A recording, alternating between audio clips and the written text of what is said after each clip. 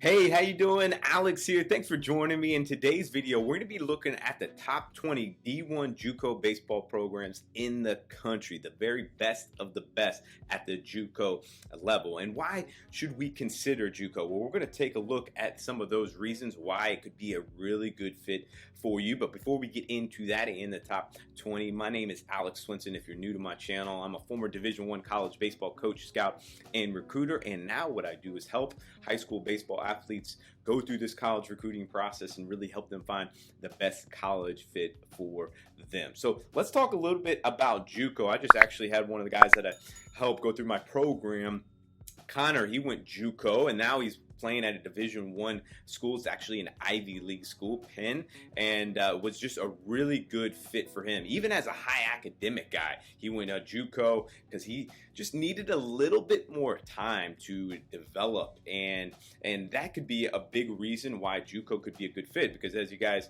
might or might not know, JUCO is a max of 2 years. Okay, you could go for 2 years and then you transfer out to a 4-year school. Okay, so again, a good option for some if you fall in this category, if you just need a little bit more time to develop athletically, maybe even academically, and then also with grades. If you need to get your GPA up or even take a test score, that can be a good option for you, because you can transfer after 1 year or you can transfer after 2 years. So Connor transferred after just 1 year, but there's also an option. A lot of guys transfer after 2 years because college coaches will watch. Division I schools will watch junior college players. They might have watched them in high school and they see, all right, he's going to go to JUCO. That's great. We're going to continue to watch him, and then maybe could transfer out to their school if it's a good fit for their methodology, good fit for what they're looking for at that particular position.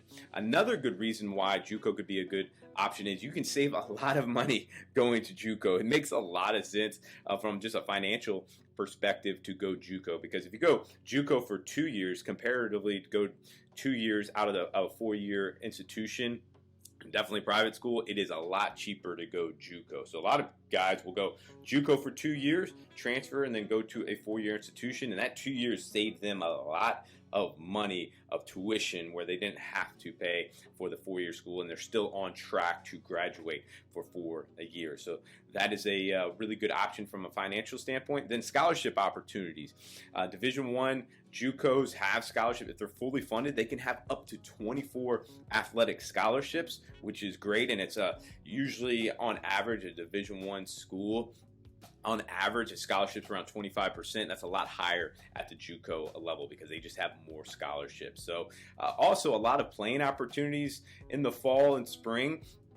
Because there's not as many restrictions, if you will, for playing time. NCAA at the Division I level and even Division II level, they really constrain, so they're not playing and practicing all the time. JUCO, it's not as strenuous on that end as far as restricting, so you're able to play in the fall. You play a lot of games in the fall. You practice a lot in the fall. You play a lot of games in the spring. You practice a lot, obviously, in the spring. So there's a lot of just ways to develop, which is a really good thing. And then, obviously, D1, D2s, and D3s recruit out of JUCO after 1 year, after 2 years. So a lot of good options, a lot of good reasons why it could be a good fit. And then just use this list to see if you might fall in that category. From a junior college level, like timing of this, JUCO is usually on the back end after guys go to D1 or D2, D3. They'll kind of be on that end of where really it's the D2s and D3s. They're in the mix of that from a recruiting time frame.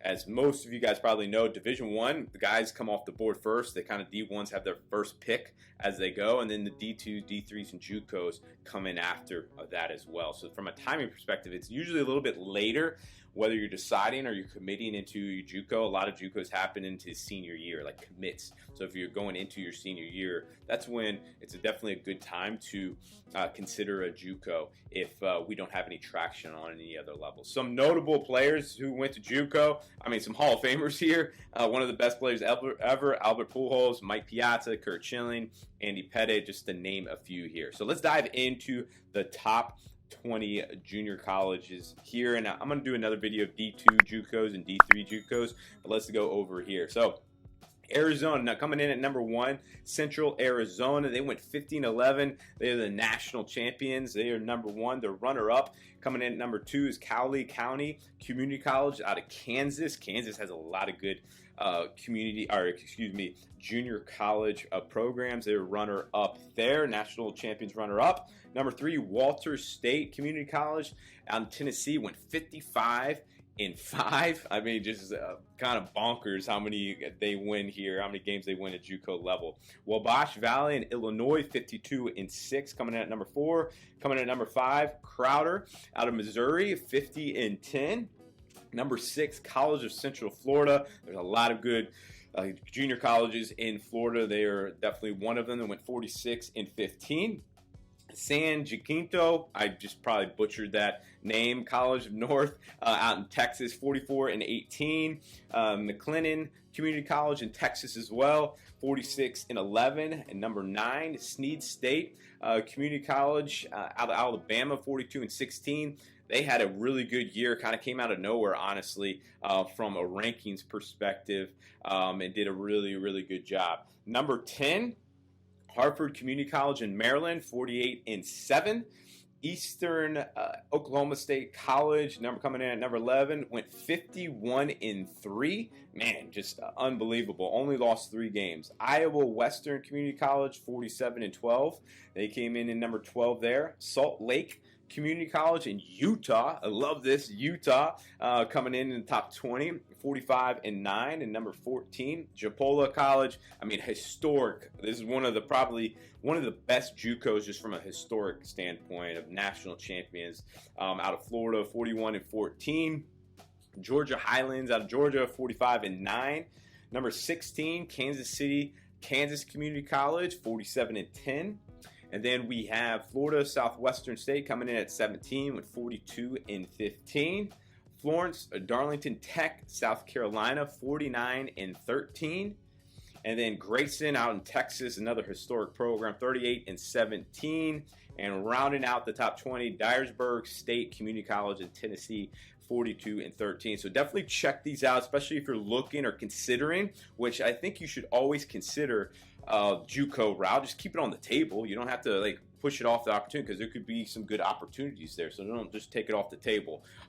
Look at these programs, dive in. I'm actually going to be releasing an application where you'll be able to look into all of these programs here and get a lot more detail from that standpoint. So keep a lookout. But if you got anything from this video, please smash that like button, that thumbs up, and subscribe to my channel. And I put out a weekly video on recruiting and just how to get better on and off the field, plus just some insights as far as baseball programs, if you will be. All right, so hopefully you got something, and I will see you in the next video. Take care. Have a good day.